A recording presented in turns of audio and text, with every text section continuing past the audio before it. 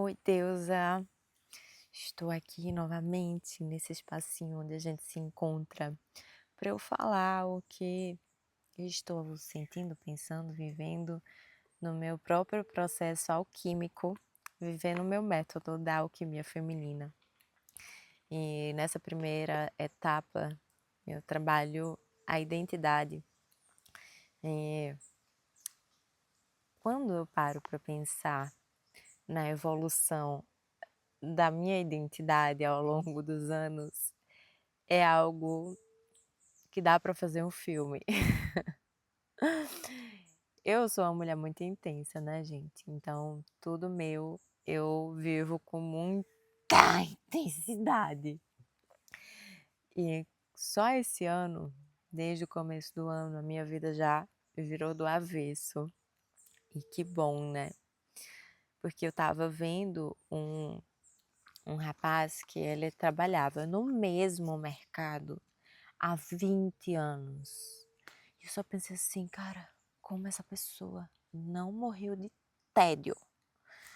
Porque se eu passo 6 meses fazendo a mesma coisa, do mesmo jeito, da mesma forma, gente, você vai acabar vivendo tudo no automático. Então, quando eu tava assim, numa rotina muito engessada, sem muito espaço para nada assim de liberdade, só cumprindo a tarefa, fazendo o que precisava ser feito e tananã, eu percebia que eu estava correndo muito para fugas de telas, de compras, de vícios, numa tentativa de equilibrar essa relação dopaminérgica da falta de prazer do dia a dia com alguma fuga rápida, porque nós precisamos do prazer na nossa vida. Isso é algo essencial para a nossa saúde. Então é muito bizarro quando a gente para pensar, por exemplo, ah, não, porque a legalização da maconha é por uso medicinal e tal. Por que que apenas o prazer, apenas o relaxamento não seria o suficiente para a legalização de uma erva que a gente não vê ninguém descompensando e causando destruição, como o álcool, por exemplo? Porque, gente, eu já trabalhei no HR, que é o Hospital da Restauração lá do Recife, que a gente recebia muito acidente, trauma e tananã. E eu ficava impressionada com a insanidade que as pessoas cometiam alcoolizadas. Eu ficava horrorizada com a quantidade de pessoas em coma alcoólico que permaneciam em coma depois e não acordavam.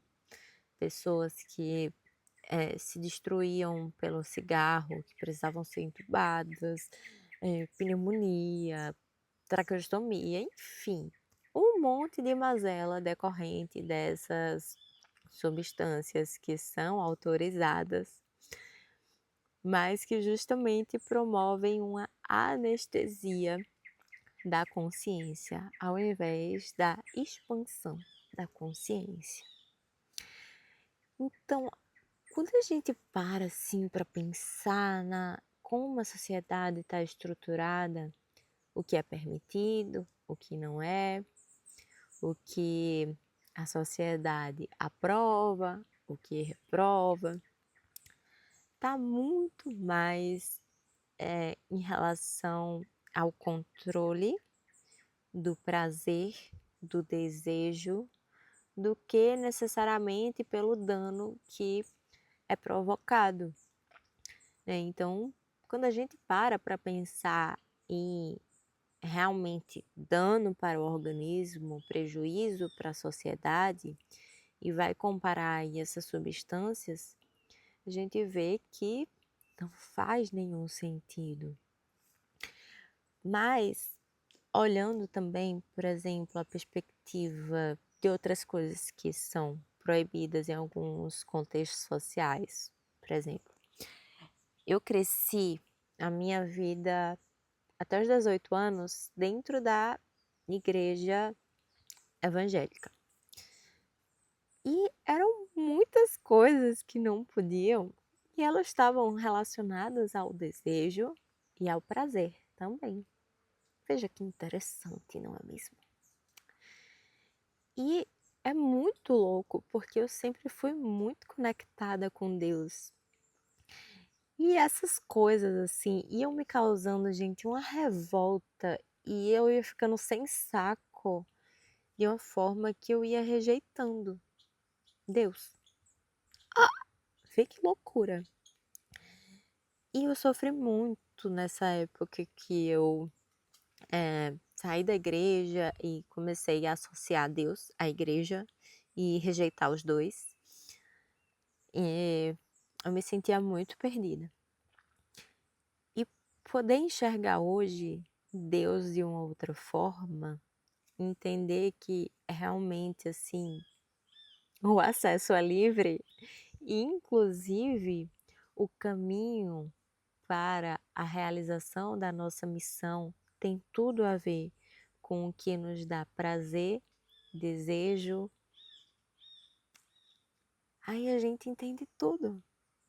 Como é que a gente iria, como sociedade, incentivar prazer e desejo se isso está completamente relacionado com a potencialização da consciência? Ou seja, como é que a gente vai controlar se o pessoal lembrar que é Deus encarnado? Que loucura, né, gente? Então, assim, cada vez que a gente se permite explorar os nossos desejos sem julgamento, a gente vai percebendo onde também os nossos excessos e as nossas compensações de desejos que são destrutivos também são uma forma de comunicação para mostrar onde está o desequilíbrio ali na nossa consciência.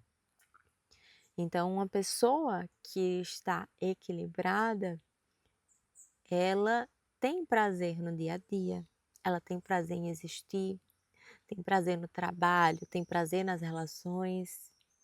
E essa pessoa que vive respeitando o próprio desejo e prazer, ela não descompensa em busca de picos dopaminérgicos. Pode até descompensar, né? Encher a cara uma vez com os amigos, enfim. Mas a gente não vê esse padrão de todo final de semana tem que estar nesse desespero de recompensar para recuperar o prazer que não teve durante a semana inteira. E desde que eu comecei a consagrar as medicinas da floresta, eu tenho tido mais consciência em relação a respeitar os meus sentimentos e o que o meu coração vai me orientando, e tenho buscado estar cada vez mais consciente, mais presente. E a minha relação com esses descarregos, né, melhorou absurdamente. Eu não fumo mais cigarro, eu bebo raramente assim, tipo um gole de cerveja, que às vezes eu gosto, ou um vinho numa situação especial, mas a minha vida, ela é repleta de prazer, de pequenas coisas.